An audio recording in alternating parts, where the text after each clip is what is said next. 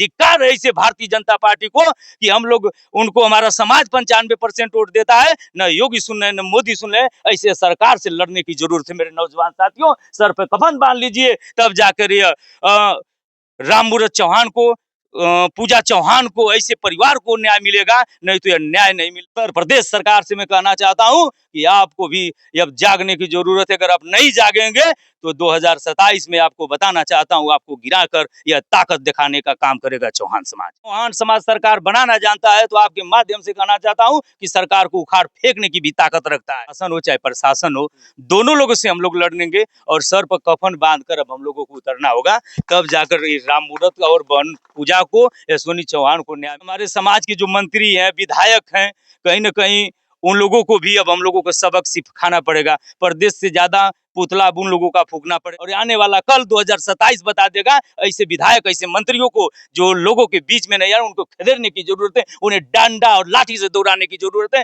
तब जाके सबक सीखेंगे। और ऐसे विधायक मंत्री जो सत्ता में रहकर जो गरीब किसान मजदूरों की बात नहीं सुनते हैं, उन लोगों को भी दौड़ाने की जरूरत है।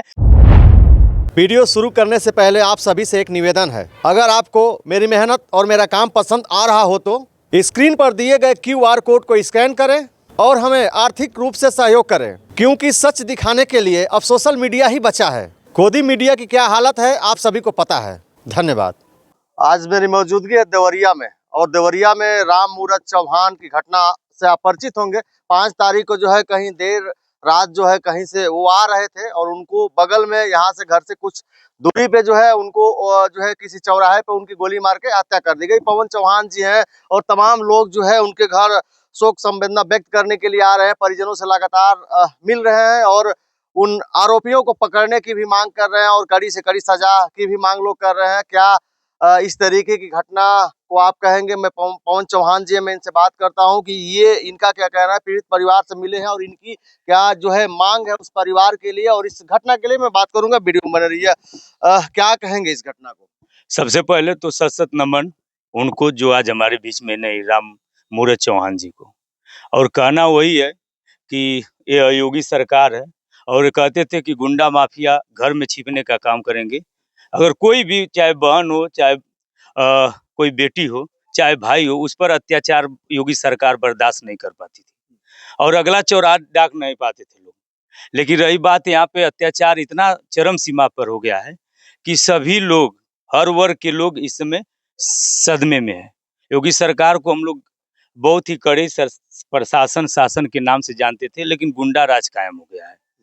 मैं लगातार अपने समाज के उत्पीड़न बर्दाश्त अब नहीं हो रहा है। अब हम लोगों को एक हुंकार में रोड पर उतरकर, चाहे वो शासन हो चाहे प्रशासन हो, उन लोगों से अब मुंह तोड़ जवाब देने की, लड़ाई लड़ने की बात आ गई। बिल्कुल, तो योगी सरकार को आप कह रहे हैं गुंडा माफिया की सरकार है, लेकिन योगी सरकार का दावा है कि जो है इस समय जीरो टॉलरेंस की नीति है और गुंडा माफिया जो है प्रदेश छोड़ के इस समय भाग चुका है। और इस घटना को आप बता रहे हैं कि जो है कहीं ना कहीं दुखद है, परिजनों से भी आप मिले हैं, तो क्या कहेंगे सरकार को? आप तो कह रहे हैं कि जो है सरकार गुंडा है, सरकार कह रही है कि जीरो टॉलरेंस की नीति है, तो दोनों में अंतर हो रहा है। कहाँ जीरो टॉलरेंस पे बात कर रहे हैं? अभी देखिए चौरी चौरा में एक माँ और बेटी का सरेआम गला रेत कर हत्या हो गया, चौरी चौरा जो गोरखपुर ही मंडल में है।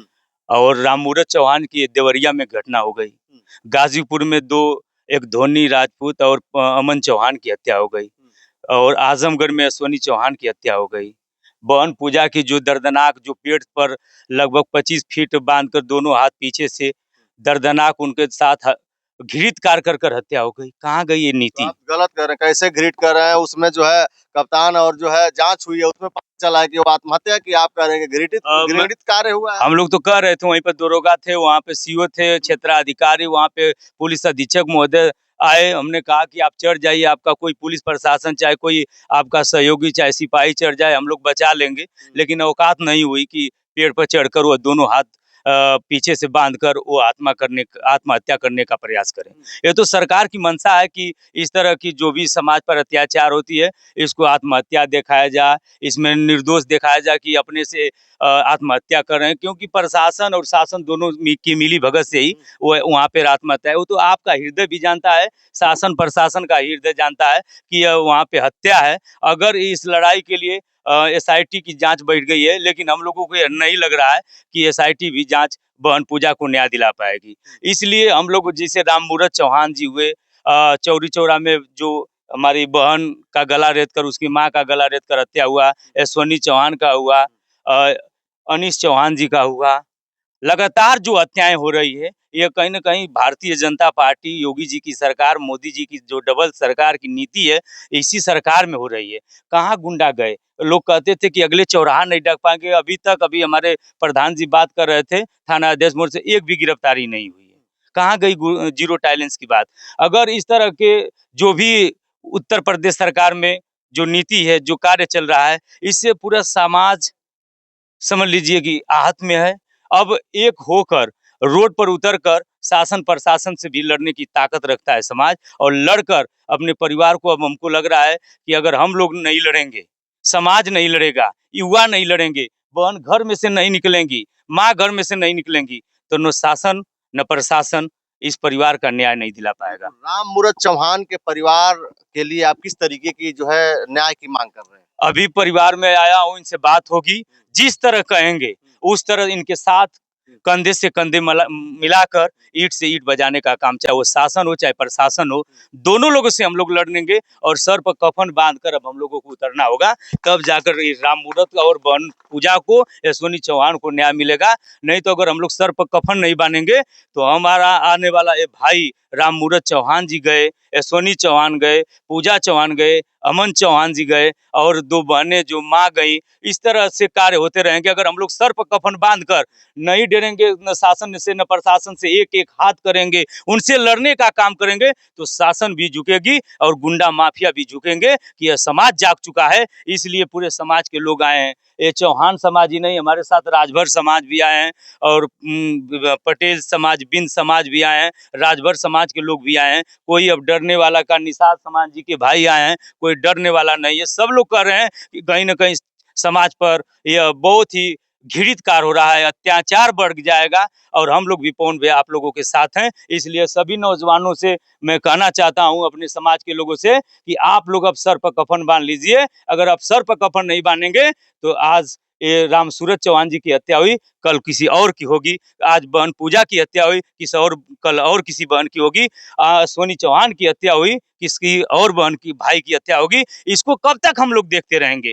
अब हम लोगों का यह अत्याचार सर से ऊपर चल गया है। इसलिए हम लोगों को, सभी लोगों को, अभी हमारे समाज के जो मंत्री हैं, विधायक हैं, कहीं ना कहीं उन लोगों को भी अब हम लोगों को सबक सिखाना पड़ेगा। प्रदेश से ज्यादा पुतला अब उन लोगों का फूकना पड़ेगा। कहीं नहीं आते हैं। अगर यहाँ पे घटना हो जाती है, उन लोगों को आना चाहिए, सदन में आवाज उठना। दूसरे सांसद, विधायक, मंत्री सदन में आवाज उठा दे रहे हैं हमारे समाज के, लेकिन हमारे समाज के लग रहा है कि विधायक, मंत्री चूड़ी पहनकर बैठे हैं। उन लोगों को भी धिक्कार है इसे कि आएंगे उन लोगों का ही। सबसे पहले हम लोगों को पुतला फूकना पड़ेगा। सबसे पहले अपने लोगों से लड़ना पड़ेगा कि आप क्यों नहीं आगे चल रहे हैं। और आने वाला कल 2027 बता देगा। ऐसे विधायक, ऐसे मंत्रियों को जो लोगों के बीच में नहीं आ रहे, उनको खदेड़ने की जरूरत है, उन्हें डंडा और लाठी से दौड़ाने की जरूरत है, तब जाके सबक सीखेंगे। और ऐसे विधायक, मंत्री जो सत्ता में रहकर जो गरीब किसान मजदूरों की बात नहीं सुनते हैं, उन लोगों को भी दौड़ाने की जरूरत है कि क्या बहन पूजा को न्याय नहीं मिलना चाहिए? राममूरत चौहान जी को चौरी चौरा में जो बहन और माता जी और उनकी लड़की की हत्या हो गई, उनको नहीं न्याय मिलना चाहिए? बहन अश्वनी चौहान जो इकलौते बेटे थे, उनको न्याय नहीं मिलना चाहिए? खुशी चौहान को न्याय नहीं, रोमा चौहान को न्याय नहीं मिलना चाहिए? धिक्कार है इसे भारतीय जनता पार्टी को कि हम लोग उनको, हमारा समाज 95% वोट देता है। न योगी सुन रहे, न मोदी सुन रहे। ऐसे सरकार से लड़ने की जरूरत है मेरे नौजवान साथियों। सर पे कफन बांध लीजिए, तब जाकर ये राममूरत चौहान को, पूजा चौहान को, ऐसे परिवार को न्याय मिलेगा। नहीं तो यह न्याय नहीं मिलने वाला। जैसे आपने कहा कि जो है उस सरकार को, बीजेपी को जो है हमारा समाज 95% वोट करता है, और वोट के बदले आप जो कह रहे हैं कि हमको न्याय नहीं मिल पा रहा है, तो आगे आपकी क्या तैयारी होगी? आगे बहनों का पूरा, जिस तरह से समाज में अत्याचार बढ़ रही हैं, गांव-गांव, घर-घर, डगर-डगर हम लोग उनके तस्वीरों को लेकर जाएंगे। कहीं ना कहीं गांव के लोग भ्रमित हो जाते हैं, वह जाग नहीं पाते हैं, किसी के बहकावे में आकर सरकार बना देते हैं, और जब वो सरकार बन जाती है तो बैरी और गुंगी हो जाती है। ऐसे अपने समाज के पहले नौजवानों को, माताओं बहनों को हम लोगों को सिखाने की जरूरत है। कहीं ना कहीं आप भटक रही हैं। इनको, सरकार को, अगर हमारी समाज, चौहान समाज सरकार बनाना जानता है, तो आपके माध्यम से कहना चाहता हूं कि सरकार को उखाड़ फेंकने की भी ताकत रखता है। पूरे 243 ऐसे विधानसभा हैं, 543 सीटों में ऐसे 243 ऐसी विधानसभा है जिसमें चौहान समाज एक तरफा विधायक बनाने की ताकत रखता है। उन सभी सीटों पर जाकर समाज को बताने की जरूरत है कि आप लोग कायरों की भांति नहीं, अब लोग शेरों की भांति उठकर अपने समाज के हक अधिकार की लड़ाई लड़ेंगे तो आने वाला कल आपका हक और अधिकार लेकर आप रोड पर निकलने की जरूरत है। जिस तरह आपको बताने चाहते हैं कि आप लोग लड़ेंगे, लड़ने का ही इतिहास, कायरों का इतिहास नहीं लिखा जाता है। इसलिए अपने नौजवान साथियों को, माता बहनों को कहना चाहता हूं कि आप भी बेलन लेकर, झाड़ू लेकर नहीं मिलता है तो बेलना और झाड़ू लेकर निकलने की जरूरत है और सरकार की औकात दिखाने की जरूरत है, तब जाके राममूरत चौहान को न्याय नहीं मिलेगा। आपको बताना चाहता हूं कि एफआईआर तो हो जाते हैं और कायरों की भांति सरकार और प्रशासन के लोग घूमते रहते हैं और अपराधी पूरे खुशहाल से क्षेत्र में भ्रमण करते हैं और दबाव भी बनाते हैं कि तुम सुलह समझौता कर लो, पूरी दबाव बनाते हैं और दबाव बनाकर सुलह समझौता कर लेते हैं। तो उत्तर प्रदेश सरकार से मैं कहना चाहता हूं कि आपको भी अब जागने की जरूरत है। अगर आप नहीं जागेंगे तो 2027 में आपको बताना चाहता हूं, आपको गिराकर यह ताकत दिखाने का काम करेगा चौहान समाज। बिल्कुल, पवन चौहान जो है इस परिजन से अभी मिलेंगे, अभी मिले नहीं है, तमाम इनसे बातें होंगी और पवन चौहान का ये कहना था नौजवानों को जगाने का कि आप जगिए और सरकार को भी इनका अल्टीमेटम है कि आप भी अपनी कार्रवाई जो है तेज करिए और इन अपराधियों पे अंकुश करिए। अगर नहीं करेंगे तो 2027 में आपकी सरकार गिरा दी जाएगी, ये पवन चौहान का कहना है। बाकी आपकी क्या राय, आप अपनी प्रतिक्रिया कमेंट में जरूर दर्ज करिएगा। अभी तक वीडियो में बने रहने के लिए आपको बहुत बहुत धन्यवाद। नमस्कार।